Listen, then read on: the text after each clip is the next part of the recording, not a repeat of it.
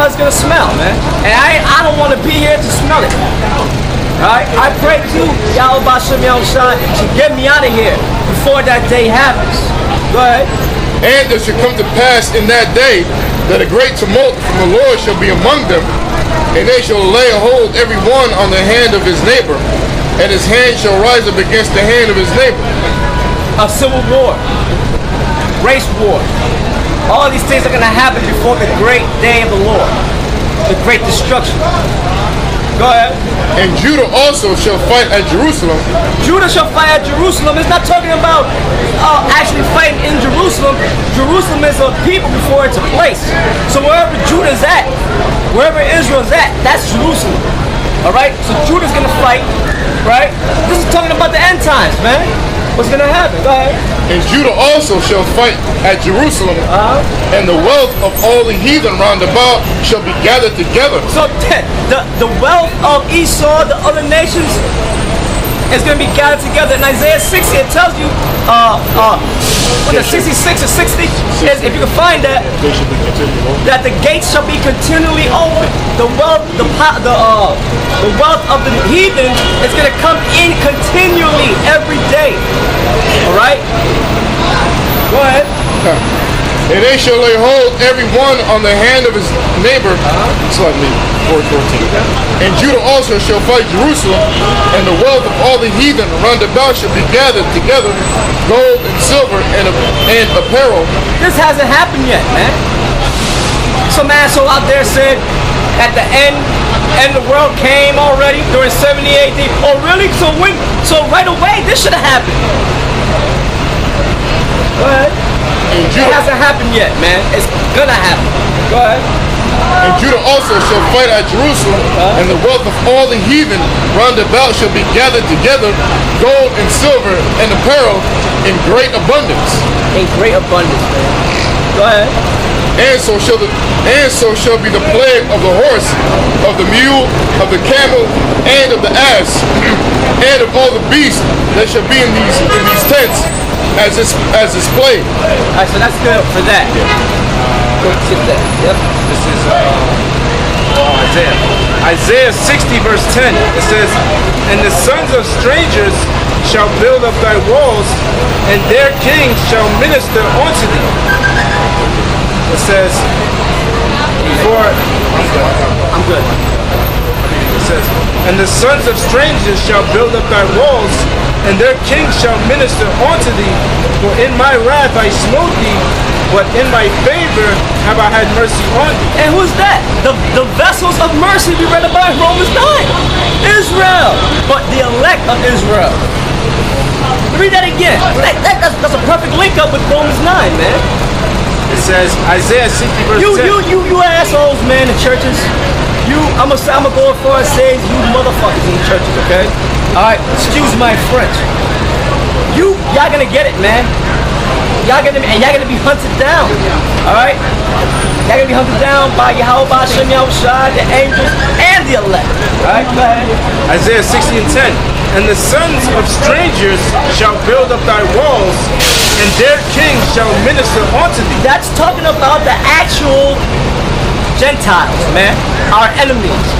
Those that the Lord did not give them the promise to. The Edomites, the Ishmaelites, right?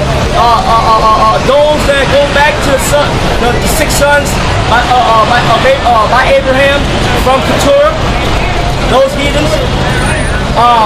Elam, right? The Hamites, all the Hamites.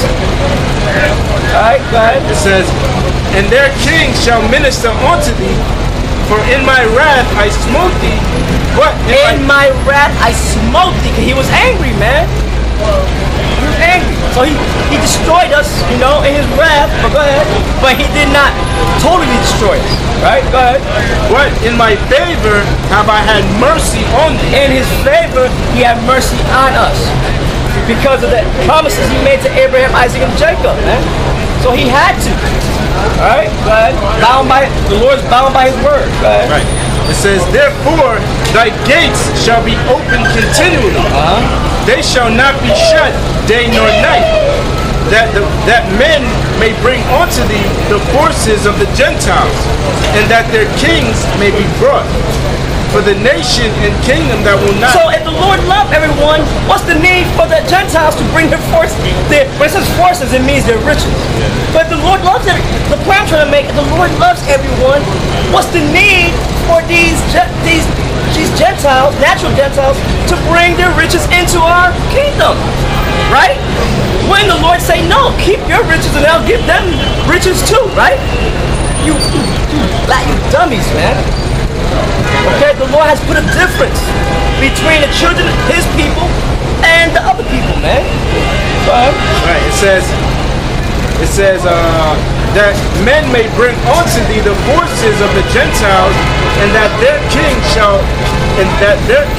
may be brought. For the nation and kingdom that will not serve thee shall perish. Yea, those nations shall be utterly wasted. Right, so that's showing you, those nations, showing you that they're going to be nations doing that. But those nations that broke up against us in the kingdom, guess what? The Most High is going to allow us to perish them, man. We're going to put a lot of hurt on them because we're going to have to use our spiritual powers in the kingdom. So we're going to use it on those other nations, man. Any nation that doesn't go with the program, which is you gotta be under the Israelites, under hard subjection, under hard slavery. Any nation that's not with that, guess what?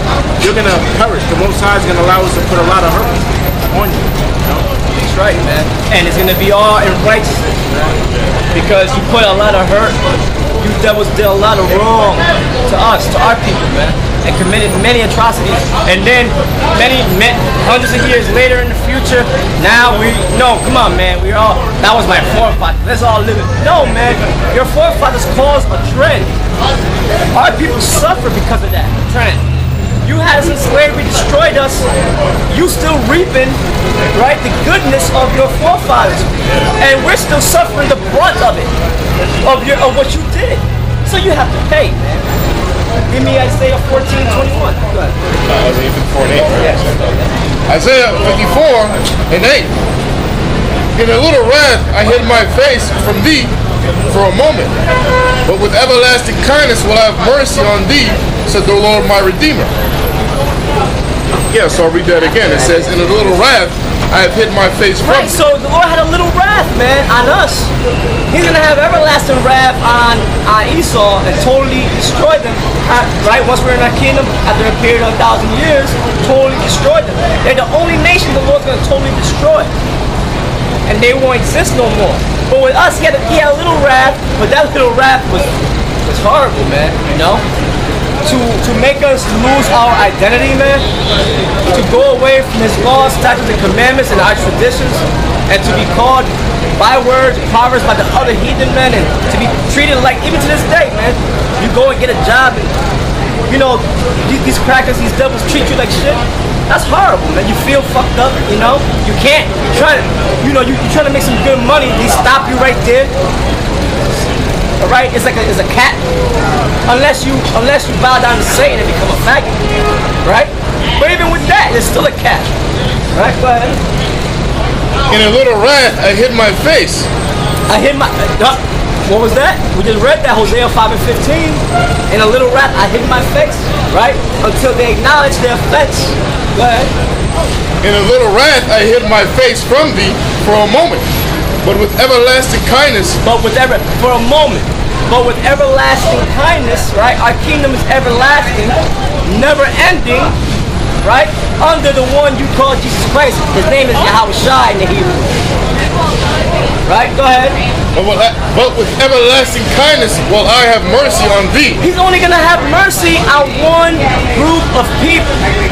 That's the so-called, the elect of the so-called Negroes, West Indians, Puerto Ricans, and the rest of the so-called minorities of Indian and Negro descent.